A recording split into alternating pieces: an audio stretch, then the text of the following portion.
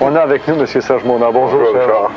Bon, moi, en fin de compte, pour bien situer ceux qui nous regardent dans le contexte de ce rapport-là, des journalistes américains m'avaient envoyé un dossier. C'était le programme du ministère de la Justice des États-Unis et du ministère de la Défense concernant l'établissement des camps de concentration. Les journalistes qui m'ont envoyé ça m'ont fait savoir que le dossier n'avait jamais été publié au complet aux États-Unis. Il y avait le directeur du Oakland Tribune en 1976 qui avait fait un article sur un des paragraphes, en fin de compte, concernant ce dossier-là. Malheureusement, une semaine après, sans qu'on sache pourquoi, il était mort. Donc, le document original en anglais, qui était en caractère très serré, n'a jamais été publié intégralement aux États-Unis. Et lorsque les journalistes m'ont envoyé ça, ils m'ont demandé, ils ont dit, écoute, ça, j'en aimerais savoir ce que tu en penses, puis que tu puisses faire des vérifications sur un dossier qui est réel et qui est croissant en même temps. J'ai fait des recherches, j'ai appelé à plusieurs endroits à travers les États-Unis et en Australie. J'ai reçu d'autres documents, soit d'ordre économique ou dans d'autres domaines, au niveau militaire, policier et autres, et qui m'ont confirmé qu'effectivement, non seulement il y avait un programme d'établissement de camps de concentration, mais que celui-ci était beaucoup plus élaboré que le document original le laissait croire au départ.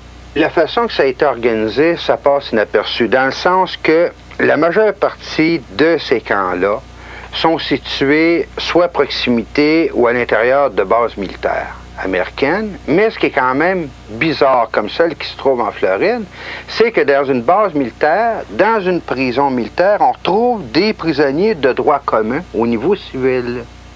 Et après avoir fait des recherches dans différents camps, y compris en Alaska, on a fini par découvrir qu'on maintenait un nombre très limité de prisonniers civils pour tenir les camps d'activité, mais que certains de ces camps-là pouvaient contenir jusqu'à 100 000 prisonniers et plus à l'heure actuelle. On a des rapports que sur l'entraînement, ce qui va sûrement surprendre des gens, l'entraînement de troupes militaires soviétiques, coréennes, de Mongolie, d'anciennes régions du bloc de l'Est sur la frontière du Mexique, sous le couvercle des Nations Unies. Et ces troupes traversent la frontière mexicaine et canadienne sans jamais être badrées par les gardes frontières. On a juste à poser, bon écoutez, sécurité ou secret d'État, et à ce moment-là, plus personne n'ose parler de quoi que ce soit. D'accord? Le fameux complexe militaro-industriel et américain, qui a continué de grandir et qui s'est drôlement accru en importance, surtout pendant la guerre du Vietnam, est un gouvernement à l'intérieur du gouvernement américain, mais un gouvernement aussi indépendant avec toutes ses structures, excessivement puissant. Il est à remarquer qu'on est en train, en même temps à l'heure actuelle aux États-Unis, de mettre sur pied ce qu'on appelle une force de police nationale tout à fait spéciale, dont, d'après les sources d'information que j'ai, les uniformes sont noirs, les chars d'assaut sont noirs, les hélicoptères sont noirs, tout l'équipement est noir d'un bout à l'autre avec des sigles rouges dont j'attends des copies. C'est un triangle rouge, effectivement, avec supposément 3 sets renversés qui correspondaient à des 6, tout différents, tout dépendant de l'angle sous lequel on le regarde. L'ex-agent de la CIA a confirmé qu'effectivement, toutes les sources d'information dans la revue étaient réelles. Et il a aussi manifesté son énorme surprise à savoir comment ça se faisait qu'un journaliste canadien puisse posséder autant d'informations que ça, surtout sur des sujets qui n'ont jamais été publiés nulle part, qui ne sont pas connus des populations. La façon que les plans sont mis sur pied aux États-Unis, de sources sûres, avec preuve à l'appui, on sait que par le biais des Nations Unies, on veut instaurer un nouvel ordre mondial pour l'an 2000. Milieu 1999 en 2000, avec un énorme spectacle cosmique, ainsi de suite, toute la patente pour être sûr d'impressionner les gens. De toute la planète. De toute la planète en même temps. Ça explique beaucoup, en fin de compte, les voyages de la navette spatiale et tout ce qu'ils sont en train de faire dans l'espace. Mais pour revenir aux camps de concentration, les camps de concentration sont organisés de manière à servir à la première étape de camps de rééducation pour tous ceux qui ne seront pas d'accord avec l'établissement d'un nouvel ordre mondial. Et il faut dire que toutes les techniques utilisées ou expérimentées entre la CIA et la médecine militaire aux États-Unis vont faire l'objet d'un prochain dossier que je vais publier là, après celui-là dans le courant de septembre. et qui va démontrer en profondeur toutes les manières dont ils vont s'y prendre pour faire des lavages de cerveau, briser la personnalité, rééduquer les gens en fonction qu'ils soient capables d'accepter un nouvel ordre mondial, même s'ils ne veulent pas l'accepter. Ils sont rendus très loin au niveau de la recherche technologique dans ce domaine-là. Oui, mais il y a un seul problème, c'est que le gouvernement mondial qui va s'instaurer s'instaure dans une orientation précise qui n'est pas à la faveur des populations, qui est ni plus ni moins qu'un régime communiste, mais à l'échelle mondiale.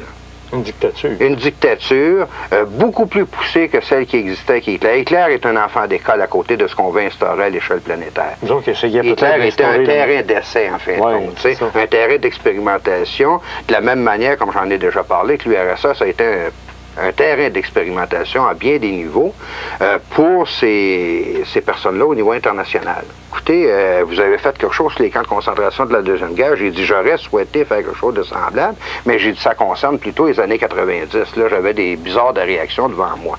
Ouais. D'après ce que j'ai su, c'est un état de choc général à beaucoup d'endroits. Oui, mais d'un autre côté, c'est très difficile d'essayer de faire passer un journaliste pour un paranoïa quand que le journaliste en question arrive avec des preuves et des références qui sont vérifiables. Deuxièmement, si un journaliste à l'époque de 1930 avait poussé une enquête aussi loin que ce dossier-là, à cette époque-là, ça aurait changé beaucoup de choses. On a vu des fous qui ont tiré sur des filles à Polytechnique. À partir de là, on a fait des pétitions. Il faut désarmer les gens, il faut désarmer. Alors, si on s'apercevait que c'est vrai tout ça, comment on pourrait empêcher ça? La chose de première importance est la diffusion de l'information à la base. Deux, par la conscientisation, par la diffusion de l'information, ça ne pourra pas faire autrement que de créer un scandale et de faire des pressions sur les hommes politiques en place. À forcer, malgré eux autres, les hommes politiques à parler de ces questions-là, il est sûr que ça va retarder des procédés qui sont en cours à l'heure actuelle.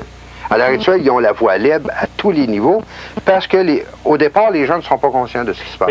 Leur plus grande peur est que les populations deviennent conscientes parce que ça va être beaucoup plus difficile de l'instaurer parce que les gens vont commencer à s'organiser par eux-mêmes à ce moment-là. On a dérégionalisé sur toute la planète et on a juste à regarder les cartes, en fait, géographiques de 1930 au niveau agricole et les cartes géographiques au niveau agricole de 1990 pour se rendre compte de quelle manière on s'y est pris au niveau planétaire pour ramasser les gens au niveau des villes.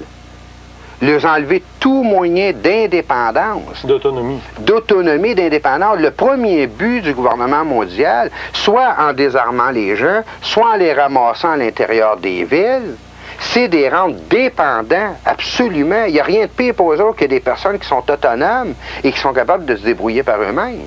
Il y a des fraudes invraisemblables dans le milieu pharmaceutique à l'heure actuelle. J'ai reçu des documents là-dessus et je vais en parler dans d'autres émissions à un moment donné où les compagnies, les multinationales pharmaceutiques s'organisent de manière à ce que les médecins privilégient des médicaments et les prescrivent à des gens, même s'ils n'en ont pas de besoin, afin de faire fonctionner ces compagnies pharmaceutiques-là. Et dans un autre temps, pour que ces gens-là soient dans une espèce de léthargie, sans être capables de trop réagir. Écoutez, ça va bien, on est calmé, on ne connaît pas la source, par exemple, de nos problèmes, mais au moins on est calmé pour être capable de les supporter.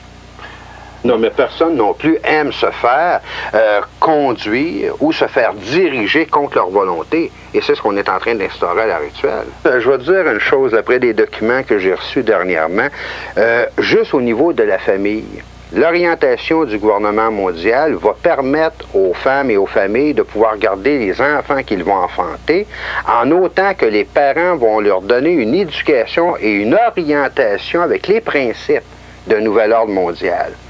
Toutes les familles ou les femmes qui ne seront pas d'accord de donner une éducation semblable selon les principes établis internationalement, à ce moment-là, les enfants vont être enlevés pour être éduqués dans des centres spéciaux. Et à l'intérieur duquel, on va voir exactement qu'est-ce que le nouvel ordre mondial privilégie, encourage comme orientation et de quelle façon qui s'est organisé par la manipulation psychologique des populations à leur faire croire que les valeurs qu'ils possédaient auparavant sont maintenant des valeurs dépassées. C'est pour ça qu'on appelle ça nouvel ordre mondial, nouvelle forme de pensée, nouvelle orientation, nouvelle technologie. Tout est nouveau, donc, par rapport à quelque chose qui est considéré comme ancien. Et c'est là que c'est dangereux, parce que si on regarde une des choses qui a été faite au niveau de l'instauration de ces camps de concentration-là, c'est qu'on a même commencé à changer le système judiciaire aux États-Unis, et semble-t-il au Canada aussi, de manière à ce que la personne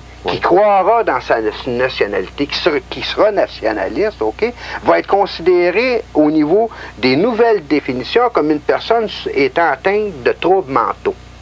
Et les lois sont organisées de telle manière que la personne qui aura soit des croyances religieuses, la personne qui croira dans sa nationalité ou dans ses traditions, on va la considérer comme une personne atteinte de troubles mentaux et potentiellement capable de violence à cause de ça, parce que venant, en fin de compte, d'une tradition passée par laquelle ces choses-là ont déclenché de la violence à travers l'histoire. Et à partir du moment que cette personne-là est considérée comme, juste considéré, il n'y a rien de prouvé, là, on lui enlève tous ses droits pendant une période de 90 jours. Elle n'a plus droit à avoir un avocat pour se défendre. Tous ses biens sont saisis, les comptes de banque sont gelés, tout, et à ce moment-là, on peut faire ce qu'on veut avec la personne. Elle n'a même pas la possibilité de se défendre. Et ces lois-là sont à l'heure actuelle en vigueur aux États-Unis. Et c'est ce qu'on est en train de faire. Tout est en place à tous les niveaux. On est en train de tout instaurer, de changer le système judiciaire, les lois, sans que les populations s'en rendent compte, parce que pendant ce temps-là, on leur donne du pain et des jeux. On leur donne des loteries, on leur donne n'importe quoi pour qu'ils ne prennent pas le temps de réfléchir, de voir qu'est-ce qui se passe. C'est ceux qui veulent instaurer le nouvel ordre mondial. Par exemple, au niveau des Nations Unies, ceux qui font partie de la commission trilatérale, si on veut mettre des noms comme Rockefeller, Rothschild, les Illuminati, la franc-maçonnerie internationale, ce sont eux qui sont en train d'installer ce nouvel ordre-là.